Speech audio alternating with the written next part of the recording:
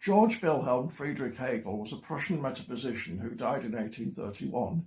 During his lifetime, he published just 4 works, but arguably became the definitive philosopher of history and one of the most influential political philosophers of all time. In this video, I want to show that his thinking is a lot more congenial than people often suppose. History is a process for Hegel in which society evolves from simpler to more complex forms, driven to some extent by spirit or human consciousness, and occasionally embodied in world historical individuals like Julius Caesar or Napoleon. History also has a goal. It used to be said that Hegel thought he was living at the end of history, but most commentators don't hold that view anymore. Rather, he thought we were living in the last phase of history. How long that phase would last, he couldn't and didn't say.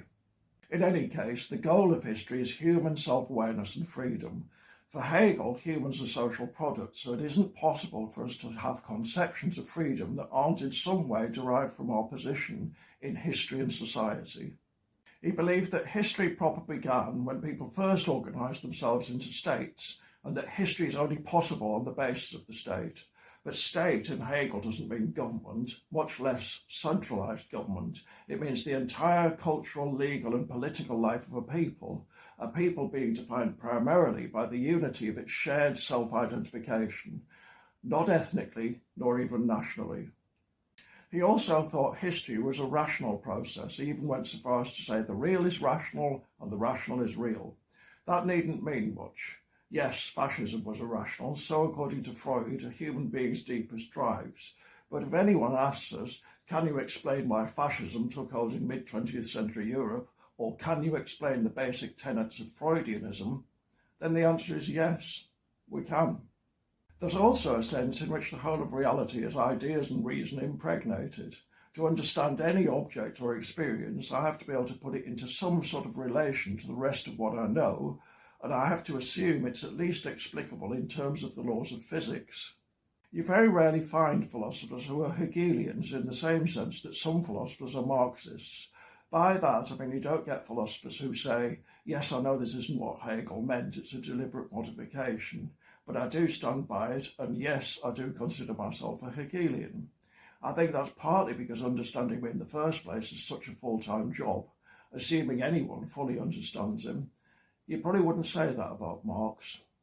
The last major thinker to play fast and loose like that, bite the bullet and risk offending the scholars, was probably the Franco-Russian intellectual Alexander Kojève in the 1930s. A list of those who attended his lectures can seem like a roll call of the 20th century's greatest continental thinkers. Kojève's reading of Hegel was idiosyncratic, and he wasn't shy of accepting that. The question of whether Hegel actually said what I have him say, he once stated, is puerile. I think the biggest questions a renewed Hegelianism would need to address today are firstly, could it accommodate a governmentless state on the model of, say, anarchism? Would that be consistent with the most fundamental insights of Hegel's 1820 Elements of the Philosophy of Right?